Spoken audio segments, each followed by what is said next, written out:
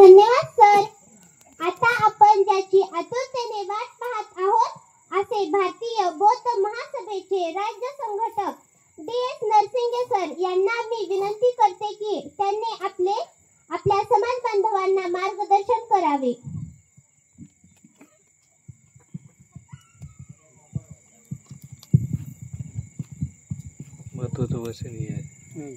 महामानव तथागत गौतम बुद्ध बोधिसत्व परमपूज्य डॉक्टर बाबासाहेब आंबेडकर आणि ज्यांच्या जयंतीच्या निमित्ताने आपण या ठिकाणी आज आहोत असे साहित्य सम्राट साहित्य भूषण लोकशाहीर अण्णाभाऊ साठे यांच्या झुंजार कार्याला प्रथमतः वंदन करून आज आपण ज्यांचं भाषण ऐकले या ठिकाणी ते म्हणजे बसवेश्वर एका लातूरमधल्या मोठ्या कॉलेजचे प्राचार्य राहिलेले प्राचार्य श्रीकांत गायकवाड सर. ही माणसं काही आपल्याला सहजासहजी मिळत नाहीत, लक्षात घ्या. एका कॉलेजचा प्राचार्य राहिलेला माणूस सहजासहजी आपल्याला उपलब्ध होईल अशी शक्यता नाही. आणि सरांचा मुलगा SP आहे. कोण आहे? SP. आपल्या लातूरमध्ये SP चं कार्यालय माहिती आहे का तुम्हाला? कुठं आहे ते? अंबाजोगाई रोडवर आहे का? ते कार्यालयाचा प्रमुख SP असतो, जिल्ह्याच्या सगळ्या पोलीसचा बॉस. तर SP चा बाप इथं बसलेला आहे. आणि त्या अगोदर इकडं आता ज्यांचं आपण ऐकलं बोलणं 77 वर्षाचे अंबादास शिंदे ते माझे मार्गदर्शक आहेत. मी हे सांगतो आपल्याला की मी लातूरमध्ये शिंदे सर एका दुसऱ्या कामाला दुसऱ्या कार्यक्रमासाठी आल्यानंतर मी शिंदे सरांना विनंती केली की तुम्ही आता संध्याकाळी पुण्याला निघणार आहात कार्यक्रम आटोपल्यानंतर, पण माझी तुम्हाला विनंती आहे की आज तुम्ही मुक्कामाला थांबा लातूरमध्ये आणि आपण एका गावाला एका जयंतीला जाऊ. आणि शिंदे सरांनी ते जायचा दौरा थांबवला. ते आज थांबले आणि ते उद्या पुण्याला जाणार आहे. 77 वय आहे. गेल्या 50 वर्षापासून सामाजिक कामामध्ये ते सातत्याने लढत आहेत, फिरत आहेत. माझे ते मार्गदर्शक आहे. हे दोन्ही बोलत असताना खरं म्हणजे या दोघांच्या अगोदर मी बोलला पाहिजे, पण मी भूमिका अशी घेतली की यांनी सविस्तर बोलावं. मी लातूर जिल्ह्यातला इथलाच रहिवासी आहे, पुन्हा कधी येऊन बोलेन, पण लोक फ्रेश आहेत तोपर्यंत शिंदे सरांनी बोललं पाहिजे हे मला वाटलं या ठिकाणी. आणि म्हणून मी शिंदे सर जास्त डिटेल बोलतील या भूमिकेतून. आणि मी इथला असल्यामुळे मी नंतर कधी पण येईन आणि नंतर बोलेन. आणि शेवटच्या भाषणावर लोक कंटाळलेले असतात आणि ते कंटाळलेले पण माझ्या वाट्याला यावं असं मला वाटलं. 9:30 वाजलेत आणि 10च्या आत आपण कार्यक्रम उरकणार आहोत. 20 ते 22 मिनिटांमध्ये मी आपल्या पुढे बोलणार आहे. या दोघांचंही मी कौतुक करतो, पण मध्येच एक प्रश्न विचारतो की प्राचार्य डॉक्टर शिंदे सरांना विचारतो की तुम्ही सर लक्ष्मी बसवल्यात का? किती दिवसापासून बसवत नाही? म्हणजे 10 वर्षापासून 20 वर्षापासून 30 वर्षापासून लक्ष्मी बसवीत नाही. गणपती बसवला का? किती वर्षापासून बसवला नाही? 30 वर्षापासून बसवला नाही. आता पोरगा SP कसा काय झाला? अवघड आहे का नाही? दुसरा पोरगा काय? कोणत्या पदावर आहे? मॅनेजर आहे. टाटा कंपनीत मॅनेजर आहे. गणपती 30 वर्षापासून बसवीत नाहीत, लक्ष्मी 30 वर्षापासून बसवत नाहीत. हे तुमच्यावर कोपायला पाहिजे होतं. बरोबर आहे का? नाहीत कोपले. आणि तुम्ही प्राचार्य, परत तुमचं प्रमोशन झालं गेल्या 10 वर्षापूर्वी जवळपास. म्हणजे गणपती बसवायचं सोडल्यानंतर प्राचार्य झाले तुम्ही प्राध्यापकाचे. बरोबर आहे का? मी काय म्हणतोय समजते तुम्हाला? आता शारदाताईंनी आपल्या पुढे ज्या बोलल्या त्या जन्माल्या की त्यांना सांगितलं लोकांनी की मातंग समाजात जन्मल्या. म्हणजे त्याने कुठं जन्मावं त्यांच्या काही हातामध्ये. इथं जाती निर्माण केल्या, नकली जाती. शारदाताई हजारे मांग जाती जन्मल्या. माणूस काही जन्मता काही तिथं त्याच्या कपाळावर जात लिहिली असती का? मांग जात, महार जात, मराठा जात. आपण स्वतःलाच म्हणून घेतो. मी कोण, मी मराठा आहे, मी कोण ब्राह्मण आहे, मी कोण मांग आहे. ह्या जाती जी आहेत, ह्या जाती माणसाने निर्माण केलेल्या आहेत. ह्या जातीपिती सगळ्या नकली आहेत. आणि आता ह्या शारदाताई हजारे भारतीय बौद्ध महासभेच्या जिल्ह्याच्या महिला आघाडीच्या अध्यक्ष आहेत. म्हणजे काही लोक बोलताना म्हणत असतील शारदा हजारे पांढरी साडी घालून आलेत, म्हणजे आपल्या तर नाहीत बाबा, जयंतीला कसं काय आलेत. तिथे नरसिंगे सर बी बसलेत, मी हे बी पांढरेच कपडे घालून आलेत. आपला माणूस आहे का कोणाचा आहे. मी बी जन्मलो म्हणले मांग समाजा, नरसिंगे डीएस मांग. तिथं ते राजेंद्र बेले बसलेत, ते बेले गुरुजे, ते बी ते नवरा बायको शिक्षक आहे. आणि ते धर्मांतर माझ्यासोबत मांग चर्मकार लोक बुद्धाकडे गेले पाहिजे म्हणून ते माझ्या पाठीशी असतात. ते मांग समाजात जन्मले, नवरा बायको शिक्षक. 10 लोक असे गायकवाड सर लातूरमध्ये मातंगाचे नवरा बायको शिक्षक मातंगातले आणि माझ्या पाठीशी शिंदे सर. आणि ते काय म्हणते, शिकलेले मांगाचे सगळे 10 नवरा बायको असलेले 20 जोडपे मांगाचे काय म्हणतात, नरसिंगे सर मांगाला बुद्धन बाबासाहेब सांगणं लय गरजेचं आहे. आणि ते म्हणून पाठीशी आहे. मी विवंचनेत होतो की इथं यायचं कसं, आता काय वाहन आपल्या खिशात तर पैसे नाही. ते बेले गुरुजी म्हणले माझी गाडी आहे, चला आपल्याला त्याला पुरते पैसे दिले तर दिले, नाही तर काय गरज नाही म्हणले, चला. म्हणजे मांग समाजामध्ये बुद्ध आणि बाबासाहेब रुजले पाहिजेत अशा पद्धतीने काम करणारी काही लोक लातूरमध्ये तयार झालेले आहेत. मी कुठं जन्मावा, श्रीकांत गायकवाड सरांनी कुठं जन्मावा, आपल्या का हातचा आहे, काय आपल्या हातचा आहे. आणि अण्णाभाऊनी कुठं जन्मावं, बाबासाहेबांनी कुठं जन्मावं, आणि तुकाराम महाराजांनी कुठं जन्मावं, ते त्यांच्या काय हातात होतं. हे सगळे महापुरुष हे सगळ्याचेच आहेत.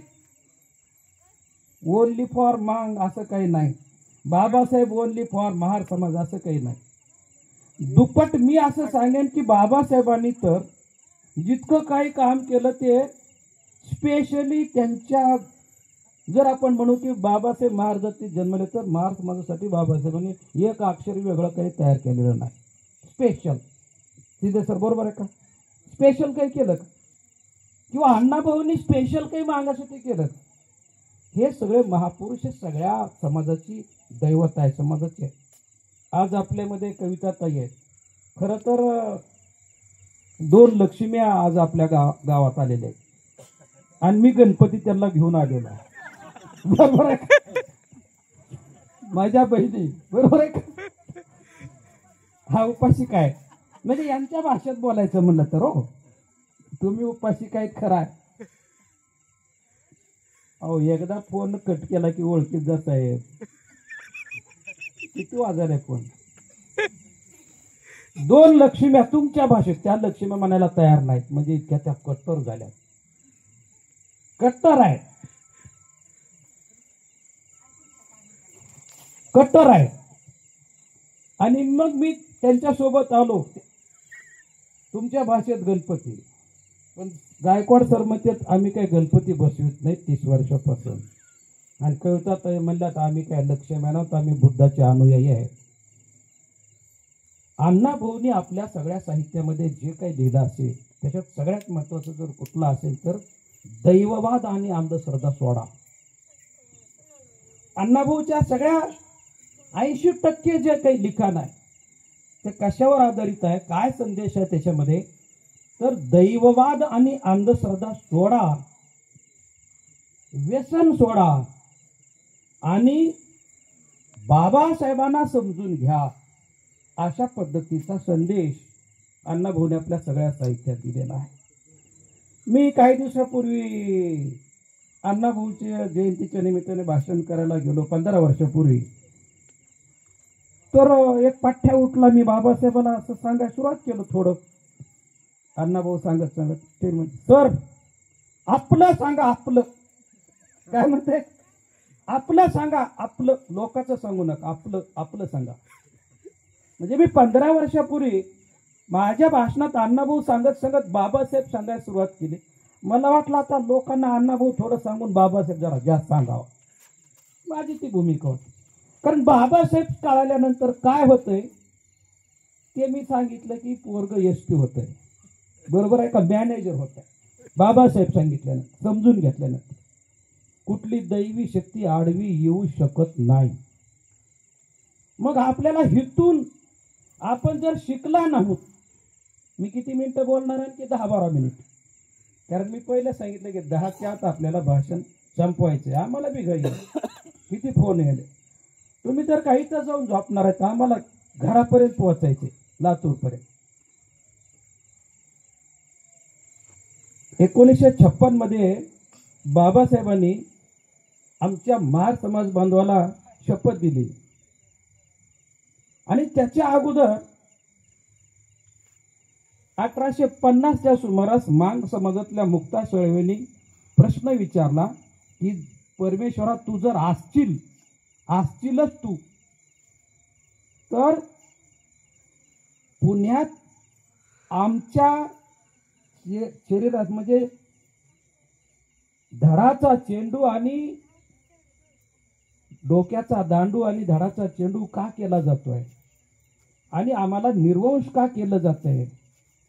आमच्या पिढ्या, कारण तो काळ होता की जेव्हा गडीच्या पायात मांगाला पुरलं जात होतं, गडी पडू नये म्हणून जुन्या वाड्यानी गडीनी पुलांनी मांग घालायचा पद्धत होती असं म्हणतात. ती मुक्ता म्हणते की असला कसला धर्म आहे, कसला धर्म आहे, कोणता धर्म आहे परमेश्वरा, आम्हाला कळव आमचा धर्म कोणता आहे तो.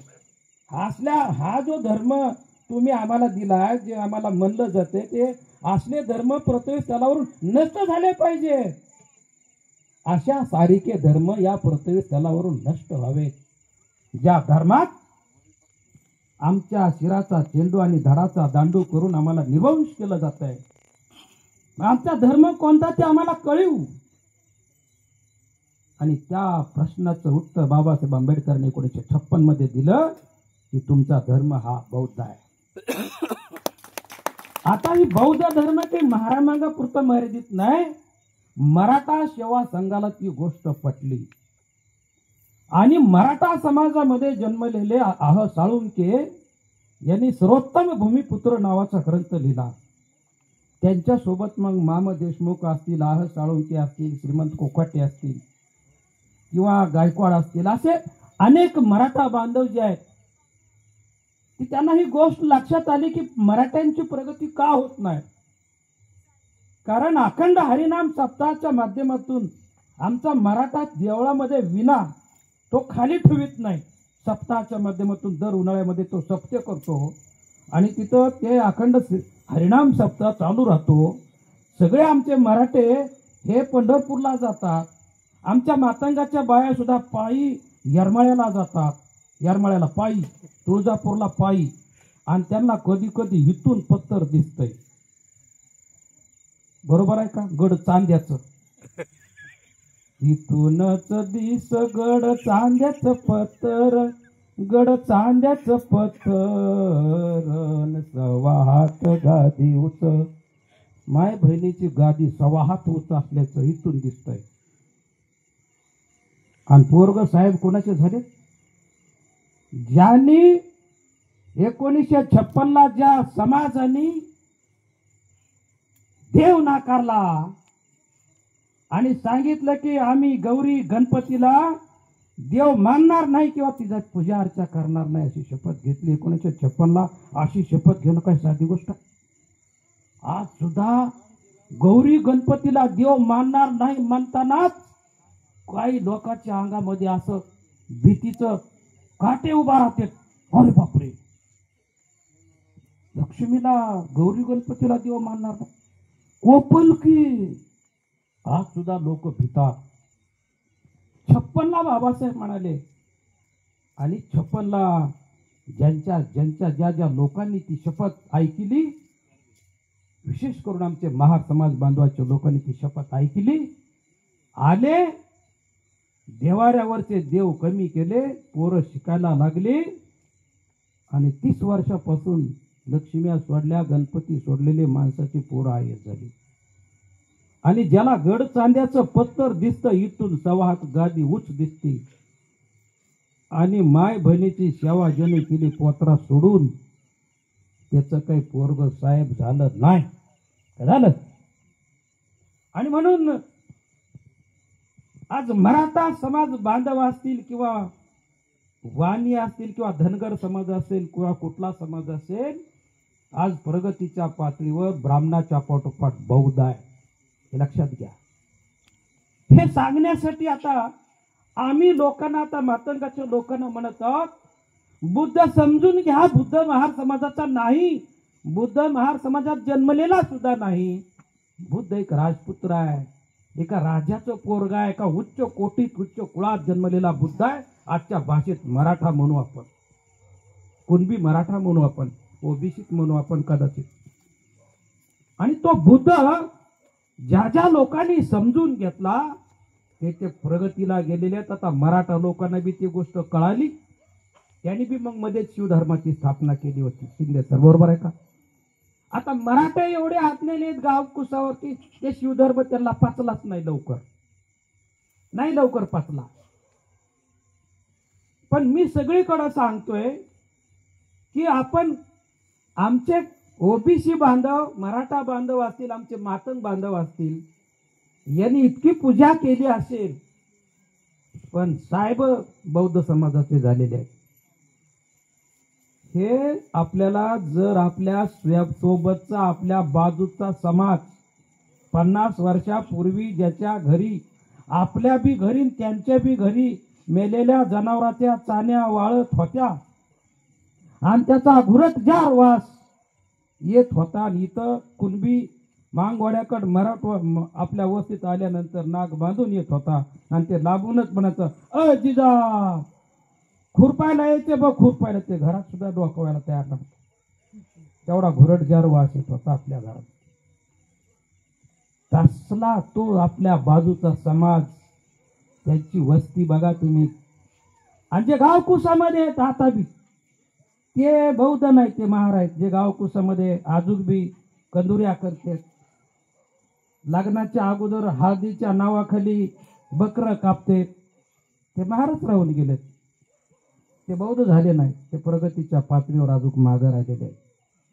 पण ज्यांनी हे सोडलंय आणि जे खऱ्या अर्थानं ज्याने बुद्धाला आणि बाबासाहेबांना स्वीकारण्याचा प्रयत्न केलाय, ते प्रगतीच्या पातळीवर गेलेले आहेत. भारतामध्ये ब्राह्मणाच्या पाठोपाठ फक्त बौद्ध कॉम्पिटिशन मध्ये पुढे आहे. बरोबर आहे का शिंदे सर? आणि हा आदर्श ओबीसीने का नाही घेतला पाहिजे, मातंगांनी का नाही घेतला पाहिजे? जे जे चांगलं आहे तुमच्या कल्याणाचं, ते का नाही स्वीकारलं पाहिजे? आपण जर शिकलो नाही आणि देवाधिकाच्या नादाला नुसतं लागलो आणि किती जरी आपण भक्ती करत बसलो तरी आपली प्रगती होऊ शकत नाही. नाही होऊ शकत प्रगती. आपल्याला शिक्षणच शिकावं लागेल. आणि इथं जर नोकऱ्याची दारं बंद केली असली तर जीएनएम कोर्स केला, जीएनएम 12वी नंतर जीएनएम, फॉरेनला सौदी अरेबियामध्ये 2 लाख पगार आहे. 3 वर्षाचा कोर्स केला पोरीनं, 3 वर्षाचा जीएनएमचा. सौदी अरेबियात किती पगार आहे? 2. आणि कॅनडाकडे वगैरे काही ठिकाणी 4-5 लाख रुपये पगार आहे जीएनएम केल्या पोरीला. शिक्षण महत्वाचं आहे, लक्षात घ्या. टेक्निकल कुठलंही शिक्षण महत्वाचं आहे. म्हणून आपण लक्षात घेतलं पाहिजे की बाबासाहेब आंबेडकरांचं जे काही विचारधारा आहे, ती विचारधारा अण्णाभाऊने आपल्या साहित्यात मांडलेली आहे. आता उगाचच आपल्या हवाले अण्णाभाऊ केले, घ्या तुमच्या अण्णाभाऊ म्हणून, आणि मग मांग म्हणाले आमचा अण्णाभाऊ तुमचा बाबासाहेब. मग आमच्या अण्णाभाऊच्या हातात फकीरा, तुमच्या बाबासाहेबाच्या हातामध्ये संविधान. आमच्या अण्णाभाऊ डॉक्टर, बाबासाहेब तुमच्या तिकडे डॉक्टर. बरोबर आहे का? ही कॉम्पिटिशन, हे नकली कॉम्पिटिशन केली, उगा येड्यात काढायला, मांगाला येड्यात काढण्याचा कार्यक्रम आहे. प्रगतीची दारं म्हणजे तिळा दार उघड. आपल्याला लहानपणी एक गोष्ट होती, आता शेवटच्या 7-8 मिनिटात मी भाषण संपवायला वेळ होता याला. आमच्या पोलीस फोर्सला बी घराकडे जायचं, सगळ्यालाच आपला जायचं. तिळा तिळा दार उघड, ओपन सिस्टीम आणि क्लोज सिस्टीम आपल्याला लहानपणी गोष्ट होती. म्हणजे ते त्यानं म्हणलं की ते तिजोरी खुलायची असे सोन्या चांदीची. तिळा तिळा दार उघड म्हणलं की सोन्या चांदीची तिजोरी खुलली जायची. आज ते शब्द कुठला असेल तर ते जय भीमचा. काय शब्द आहे तो? जय भीम शब्द आहे. ज्यानं जय भीम म्हणून त्या दिशेनं जाते त्याच्या जीवनात प्रगती होती. मी महाराष्ट्रातल्या महार समाजाच्याच प्रगतीचं बोलत नाही. इकडं आंध्रामध्ये ज्यांनी जय भीम आणि बुद्ध आणि बाबासाहेब स्वीकारला ते माला आहे. ते माला प्रगतीच्या पातळीवर आहे आंध्रामध्ये.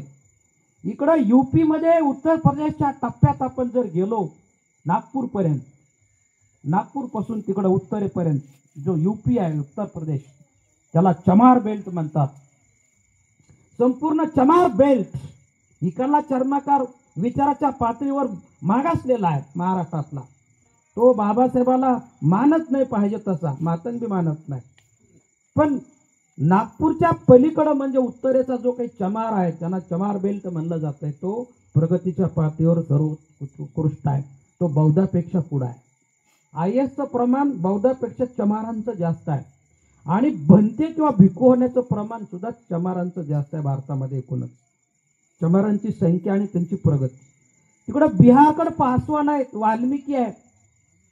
मला हे सांगायचं की जिथं जिथं ज्यांनी बुद्ध आणि बाबासाहेबाला स्वीकारलेला आहे ना ते प्रगतीच्या पातळीवर आहेत. आणि जगात जर बघायचं तर जपान, युलुसा बारका जपान भारताला कर्ज देतो. ते बुद्धिस्ट राष्ट्र आहे. एवढा बारका महाराष्ट्रावणी असेल किंवा थोडा मोठा असेल, दुप्पट असेल नाही तर गृहीत धरू. पण तो 2 महाराष्ट्राच्या दुप्पट असलेला जपान भारताला कर्ज देतो. जपान हे बुद्धिस्ट कंट्रीज आहे. आणि क्राईमच्या बाबतीमध्ये श्रीलंकेमध्ये 0 क्राईम आहे. 0 पोलीस स्टेशनच नाही श्रीलंकेमध्ये. गुन्हाच होत नाही. आणि इथं गुन्हेगार कोण आहे? सगळे आपलीच. पिऊन मोठे आमच्या नादाला लागायचं नाही. घरात भाकर बी खायला नसली तरी आमचा नाद करायचा नाही. आता तिकडे बामणाची पोरं कुठं चाललीत बघा की शिकायली साहेब व्हायले. आपल्याकडं खायचं वांदा आहे. बाप मजुरी केल्याशिवाय, मूग तोड्याला माय गेल्याशिवाय भाजी व्हायना, मूग मिरचू व्हायना. ती परिस्थिती आपली आहे.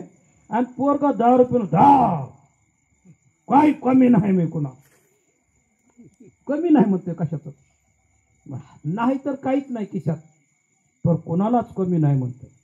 म्हणजे नुसता बोलका पोपट आहे. त्या असल्या बोलल्यानं काय होणार नाही. आमच्या जयनगर झोपडपट्टीमध्ये 90% मातंगाची वस्ती आहे. आणि त्या 90% मातंगाच्या वस्तीमध्ये 70% 30-35च्या मुली विधवा झालेल्या आहेत. जयनगर झोपडपट्टी तुम्ही बघा ना तपासून शारदाताई. 30-35च्या मुली, वर्ग 25-28-30लाच मेलं दारू पिऊन. एक घरवाला आणलं की एक मेलेलंच आहे. तिथं करतं पोरग मेलेलं आहे. मातंग समाजामध्ये दारू पिऊन मरण्याचं प्रमाण वाढलेलं आहे. आणि म्हणून काही लोक सांगत आहेत की आता बुद्ध विहाराकडे अशी लेकरं पाठवा, लहान लहान मुलं मुली. तिथं ते मी व्यसन करणार नाही हे सगळं शिकवलं जाईल लहानपणापासून. आपल्या पुढच्या पिढ्या जर वाचवायच्या असतील, आपल्या म्हणजे काही एका जातीच्या नाही, बहुजन समाजाच्या जर पुढच्या पिढ्या वाचवायच्या असतील तर आपल्याला बुद्ध समजून घ्यावं लागणार आहे. कारण 0% क्राईम आहे तिकडं श्रीलंकेमध्ये. 0 पोलीस स्टेशनच नाही, बघायलाच नाही, गरजच नाही पडत. इथं पोलीस स्टेशनचे नाकी न आहेत पोलिसांचे. गुन्हे हे झालं की दुसरा तयारच झाला गुन्हा. इतकी गुन्हेगारी वाढलेली आहे. आणि ती गुन्हेगारी कोण्या घटकात आहे? गुन्हेगारी काय मारवाड्याच्या कोऱ्यामध्ये गुन्हेगारी का ब्राह्मणाच्या कोऱ्यामध्ये गुन्हेगारी आहे? गुन्हेगारी प्रमाण जर कोणामध्ये असेल तर ते मुस्लिम आहेत, मातंग आहेत, बौद्ध नाही. महारामध्ये गुन्हेगारी आहे, बौद्धात नाही. बरोबर आहे का? म्हणजे बौद्ध बी आता गुन्हेगार नाहीत, महार गुन्हेगार आहेत, मांग गुन्हेगार आहेत. आणि मुस्लिमांचं प्रमाण आहे हे जास्त प्रमाण आहे जेलमध्ये किंवा सगळ्या क्राईममध्ये. म्हणून इथं त्याची जास्त प्रबोधनाची गरज आहे. म्हणून आमचा लढा माणसाला माणूस बनवण्यासाठीच आहे, काही कोणाला विरोध करण्यासाठीचा आमचा लढा नाही. कोणाला शिव्या देण्यासाठी मारामारी करण्यासाठी तसला आमचा लढा नाही. माणसाला शहाणं करण्याचा आमचा लढा आहे. आणि यामुळं पोलिसावरचा पण ताण कमी होणार आहे जर काम वाढत गेलं तर. आम्ही चलो बुद्ध की ओर म्हणून काम केल्याने 150 मातंगाची दीक्षा दिली तर माझ्याकडं ते पोलीस खात्याचे गुप्तहेर लोक आले शाळा हुडकीत सर. आणि म्हणले तुम्ही म्हणजे कोणी कोणी दीक्षा घेतली तर आम्हाला नावं वगैरे सांगा. मी म्हणलं का बरं नाही, आमचं काम आहे म्हणले, आम्ही गुप्तहेर खात्याचे काहीतरी ते लोक आहेत. कोणतरी भोसले साहेब एक होते मराठा समाजातले, ते SP होते त्यावेळेस तिथं. ते माझ्याकडे आले म्हणले नाव सांगा. मी म्हणले एक बी नाव मला पाठ नाही. हे दीक्षा घेतले निघून गेले. तुमचं काय नाव साहेब? मी म्हणले मी भोसले. मी म्हणलं आम्ही काही गुन्हेगार दिसतो का तुम्हाला लोकांना बुद्ध सांगतो? ते म्हणले आम्ही तुम्हाला गुन्हेगार कुठं म्हणायला सर, नाव सांगा वगैरे, जरा बसा म्हणलो. आणि तुम्हाला सांगतो मी मुख्याध्यापकाच्या खुर्चीतून त्यांना बुद्ध सांगितला. 25 मिनिट मी बुद्ध काय भानगडे सांगितलं. भोसले मराठा माणूस, पोलीस खात्यातला अधिकारी, त्यांनी पाठ थोपटली म्हणे सर हे काम चालू ठेवा, काही अडचण आली तर मला सांगा, माझा नंबर घ्या. असे पोलीस भेटते काय? नाही असं काय, असे भेट लोक. तर त्यांना कळत नाही, त्यांना लवकर कळत नाही. आता मराठा बांधायचं त्याला कळतच नाही, समजा मातंग आहे कळतच नाही. आणि ह्या शिक्षणात काही सगळंच असलं नाही. हिथं हे शिक्षण हिथं सगळं कळतं. इथं पाठ्यपुस्तकात काही सगळ्या गोष्टी कळत नाही. त्यासाठी ही वेगळी शाळा आहे. इथं तुम्ही PhD व्हा तिकडं का पोलीस खात्यात मोठ्या पदावर जा, पण इथलं शिक्षण नसलं तर काही कळत नाही. ते वेगळं शिक्षण, हे वेगळं शिक्षण. म्हणून आम्ही सगळीकडे हे सांगत आहोत, आपण बुद्ध आणि बाबासाहेब समजून घेतला पाहिजे. ते आपल्या प्रगतीची गुरुकिल्ली आहे. आणि इथून म्हणताना सुद्धा आपला एंड जो आहे तो जय भीम न झाला पाहिजे शेवट भाषणाचा सगळ्यात. कारण बघा आपण जे खितपत पडलो होतो ना, ते आपण ज्या अवस्थेमध्ये होतो, आपल्याला जी मी मग सांगितलं की आपल्या घरात भाकर खायला नव्हती. आणि 50 वर्षापूर्वी, आता इथं काही जुने माणसं आहेत, आता शेवटचे 5 मिनिटात मी ओळखतोय, जुने माणसं होते, आपण सगळे भिकणं मागायला जात होतो. मी बी 5वीला असताना आई बरोबर भिकणं मागायला गेलो. भिकणं शेतकऱ्याच्या. पण ज्यानं भिकणं दिलं ना त्याची पण आज अवस्था वाईट आहे. बरोबर आहे का? त्यानं आरक्षणासाठी त्याची लढाई सुरू झालेली आहे. एकेकाळी भिकणं देणारे लोक, राशीच्या राशी असलेले सुद्धा आता प्रगतीच्या पाठीवर मागे आलेले आहेत. का बरं? अरे तुम्ही टोपल्याने भिकणं देणारे माणसं आता गरीब कस काय झाला? कसे काय एवढे गरीब झाला? आणि तुमच्या पदराकड, हातापदराकड बघून मालक आणखी वंजळभर भिकणं टाका म्हणणारे लोक प्रगतीवर साहेब झाले, पुढे गेले. हे कशाचं प्रतीक आहे? म्हणून पैसे असल्यानं माणूस काय प्रगतीवर होईल असं नाही, त्याला आदर्श लागतो. मग सगळे एवढे श्रीमंत मराठी होते, ते आपल्याला टोपल्यानं भिकणं देतो, ते आपले लोक म्हणायचे मालक अजून एक वंजळभर टाका. बरोबर आहे का? म्हणायचे. आणि आज तुमचे पोरं साहेब झालेत आणि ज्याचं तोंड बघू नका म्हणायचे. महाराजचं तोंड बघू नका अशुभ असेल, मागाचं तोंड बघा शुभ असेल. मागून आली का हा मागणीचं तोंड बघितलं शुभ मागी नाही. बरोबर आहे का? आणि महार समाजाचं तोंड बघू नाही म्हणायचे. आणि मागणी फुगायच्या, आणि फुगू फुगू शेण काढ्या. शेण मालकाचं मागीन फुगली. मालक म्हणला मागणीचं तोंड बघितलं, मागीन शुभ आहे, मागीन फुगली आणि मागीन शेण काढीतच बसली. मांग फुगला, मागाचं तोंड शुभ आहे, मांग फुगला. मांग कुणबिकीचं काम करीत राहिला. त्याला वाटलं मी जरा शुभ आहे, महारापेक्षा माझं तोंड चांगला आहे. बरोबर आहे का? काय झालं मग तुझ्या चांगल्या तोंडाचं? पोरग साहेब झालं का? बरोबर आहे का? आता घडलं कसं की ज्याचं तोंड बघू नये अशुभ आहे, ज्याचं तोंड बघू नये अशुभ आहे, त्याचं पोरग आता असं काही काच लावून एसी लावून फिरायलंय की आता मराठे बी पळालेत. साहेब साहेब साहेब थोडं बोलायचंय. ते म्हणतं ये तिकडं. बरोबर आहे? ज्याचं तोंड बघू नये असं म्हणलं जात होतं. अवघ्या 50 वर्षामध्ये त्याच्या पाठीमाग मराठे पळायले, दुसरे OBC पळायले. तोंड बघण्यासाठी त्यानं काच लावून एसी लावून चाललाय पुढं, साहेब झालाय, मंत्री आमदार झालाय, साहेब झालाय. त्याचं तोंड काय चमत्कार आहे, काय जादू आहे, समजून घेतली पाहिजे. आपल्याला नुसतं फुगवलं ना, त्यांचं भलं झालं तोंड बघणारचं ना, तुमचं जेनं तोंड दाखवलं त्याचं भलं झालं. ज्याचं बघूनही बनलं त्याचं भलं झालं. बरोबर आहे का? आहे का नाही वस्तुस्थिती, का खोटं बोलतोय मी? सांगा. वस्तुस्थिती आहे. बरोबर आहे का? खरं बोललं पाहिजे. ही परिस्थिती आहे. आणि म्हणून सगळा जी काय सार आहे अण्णाभाऊच्या साहित्यातला, ती एकच सार आहे. नमन माझे तुम्हा भास्करा, MA PhD तुम्हा डॉक्टरा, खंडोबाला दिली सोड चिठ्ठी, डॉक्टर बाबासाहेब आंबेडकर तुमच्यासाठी. अण्णाभाऊ म्हणले, खंडोबाला सोड चिठ्ठी देतो म्हणले अण्णाभाऊ. आता आपल्याला बी सोड चिठ्ठी द्यावी लागेल की हे घरातले जे काही इतके देवारे, इतके देव आहेत, आणि उपाशी राहून राहून अंगात अवसन राहिलं नाही न. उपास धरू बायाची कंबर दुखती, सगळ्यात बायाची कंबर. उपास, हे उपास झाला की ते उपास, ते झाला की ते वार, हे बरोबर आहे का? आणि खायला एक तर निकृष्ट, आणि त्याच्यात उपासाची भर. काहीच होणार नाही. पोरग काय साहेब होणार नाही. हा, तुम्हाला वेगवेगळे रोग मात्र लागतील. बरोबर आहे का? उपाशी राहून राहून राहून रक्तच तयार व्हायला ना, उपास धरून धरून. का मग? त्याच्यामुळे आपल्याला बदल करावा लागेल आता. आणि तो अण्णाभाऊने आपल्या साहित्यात सांगितलेला आहे काय काय बदल करायचा. तो प्रत्येक साहित्यात काय लिहिलंय ते मी सगळं सांगू शकतो. आता ते तुम्हाला सांगायची गरज नाही, आपल्याकडे वेळ बी नाही. पण एक लक्षात या ठिकाणी आपण घेतलं पाहिजे, अण्णाभाऊनी जे सांगितलं ते. आता तुम्ही सांगितलं शारदाताईंनी की जग बदल घालून गाव सांगून मला गेले भीमराव, गुलामगिरीच्या या चिखलात रुतून बसला का ऐरावत, अंग झाडून निघ बाहेरी गेन भिनीवरती धाव, धर्मांधाने अखंड छळले, मगराने जणू मानिक गिळले, चोर झाले साव, ठरवून आमाहीन कलंकित जन्मजन्मी करून अंकित वर लादून जीवने अवमानित, निर्मूळ हा भेदभाव वगैरे. म्हणजे अण्णाभाऊ आपल्या साहित्यातून काय म्हणाले की आम्हाला नीट ठरवलं, हिन कलंकित ठरवलं, भेदभाव निर्माण केला. मग अण्णाभाऊ म्हणले नव महाराष्ट्र निर्मूनी जगती, नवीन महाराष्ट्र या जगामध्ये निर्माण करू. अण्णाभाऊ म्हणतात आपल्या पहिल्या कादंबरीच्या, पहिली कादंबरी जी अण्णाभाऊ सांगतात प्रस्तावनेमध्ये की इथं समता नांदावी आणि या देशाचं नंदनवन व्हावं अशी स्वप्न मला रोज पडत असतात. आणि स्वप्न घेऊन मी जगत.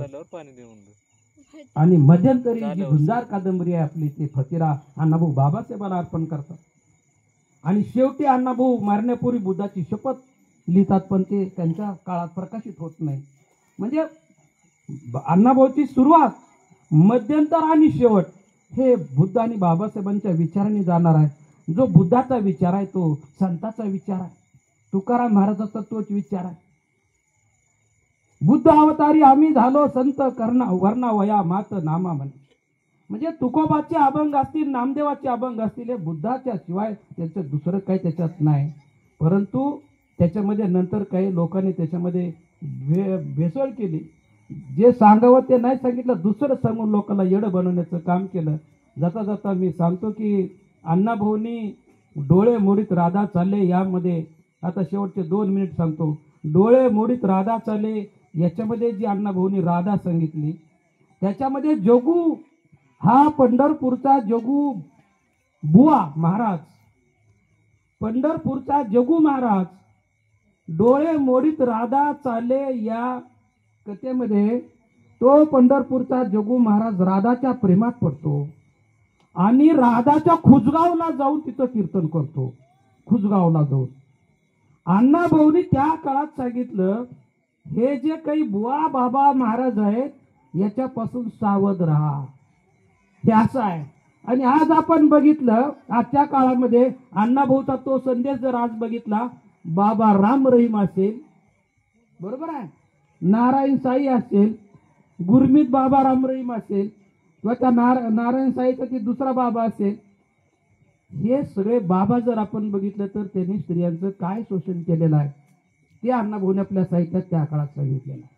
आणि अण्णाभाऊ सांगतात की ह्या शोषण व्यवस्थेपासून तुम्ही लांब राहा, पण ती शोषण व्यवस्था आपली पाठ सोडित नाही, त्याच्यापासून आपण अलिप्त राहा.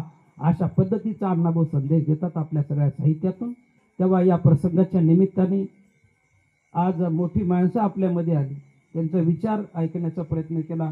अंबादास शिंदे साहेब 77 वर्ष 50 वर्षापासून महाराष्ट्रात सगळीकडे फिरतात आणि त्यांचं आज आपल्याला या ठिकाणी दर्शन व्हावं, काही त्यांच्याकडून ऐकता यावं म्हणून मी त्यांना आग्रह केला, त्यांचा आग्रह मान्य केला आणि ते इथं आले.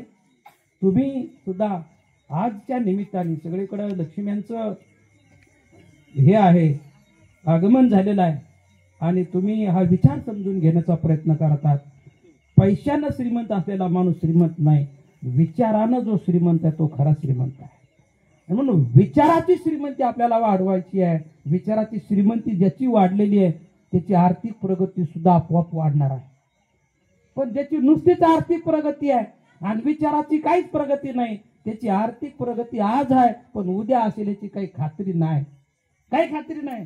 आजचा पैसेवाला उद्या पैसेवाला राहील याची खात्री नाही. मी आता सांगितलं की 40 वर्षापूर्वी टोपल्याने भिकणं देणारा माणूस आज त्या लायकीचा राहिला ना, त्याची परिस्थिती बदललेली आहे. बरोबर आहे. म्हणून मॉडेल काय असेल, सगळ्यात मोठं काय असेल तर विचाराची श्रीमंती मोठी आहे आणि ती विचाराच्या श्रीमंती आली की पैशाची श्रीमंती पण येऊ शकते. ती विचाराची श्रीमंती अर्थातच अण्णाभाऊचा विचार, बाबासाहेबांचा विचार, बुद्धाचा विचार, फुल्यांचा विचार आणि सगळ्या संतांचा विचार, तो आपल्याला विचाराची श्रीमंती देणारा विचार आहे. तो आपण समजून घेण्याचा प्रयत्न करावा. अण्णाभाऊची जयंती एका वस्तीपुरती, बाबासाहेबांची जयंती एका वस्तीपुरती, शिवाजी महाराजांची जयंती एका वस्तीपुरती, हा जो काही महापुरुषांना जातीत बंदिस्त करण्याचा जो काही प्रयत्न आहे तो आपण सगळ्यांनी तो कमी केला पाहिजे आणि या सगळ्या जयंत्या खरं म्हणजे पारावर झाल्या पाहिजेत आणि सगळ्या समाजाने, सगळ्या लोकांनी, अशा लोकांनी भाषणं ऐकले पाहिजेत आणि त्यांची प्रगती केली पाहिजे. अशा पद्धतीनं आपण महापुरुषांचा विचार समाजाने, ही जी काही ज्ञानाची शिदोरी आहे ती समाजाने घेतली पाहिजेत आणि आपली प्रगती करावी आणि या पद्धतीने तुम्ही विचार कराल अशी मी अपेक्षा व्यक्त करतो. आणि ज्या मुलींनी या ठिकाणी संयोजन करण्याचा प्रयत्न केला, भाषण करण्याचा प्रयत्न केला, त्या उद्याच्या आमच्या वाक्य आहेत. तुम्ही दरवर्षी भाषण करायचं म्हणजे करायचं, बोलायचं, पाठ करून भाषण यायचं. अण्णाभाऊची जयंती असो का बाबासाहेबांची का शिवाजी महाराज जयंती असो, शिवाजी महाराजची जयंती आहे तर तिथं जाऊन आम्हाला भाषण करायचं म्हणून सांगायचं आणि तिथं 2 मिनिट का असणार पण भाषण करून आपण तयार व्हायचं. मी सुद्धा तुम्हाला सांगतो 5वीला 4थीला असताना असंच भाषण करत होतो. बघूनच कोण काय लगेच माईच्या पोटातून शिकून येत आहे का? आम्ही बी असेच भाषणं करत होतो, पाठ करू करू, घोकमपट्टी करू करू भाषणं करायचो, ती वाक्य पुन्हा पुन्हा म्हणून आणि तो तुमचा जो प्रयत्न आहे तो अत्यंत चांगला प्रयत्न आहे. पुढच्या वर्षी आणखी मुलींची संख्या वाढवा आणि पहिला अर्धा तास नुसत्या मुला मुलीचेच भाषण होऊ द्या, काही फरक पडत नाही. आपल्याला यांना बनवायचं आहे आणि तो पुढच्या वर्षी सुद्धा असेच प्रयत्न करा. जयंती उत्सव समितीने अत्यंत चांगला आज या ठिकाणी कार्यक्रम केला. जयंती उत्सव समितीच्या सगळ्या सभासदांचे मी मनापूर्वक पासून अभिनंदन करतो, आभार मानतो आणि माझं वाढत चाललेलं भाषण मी थांबवतो. जय भीम, जय भारत.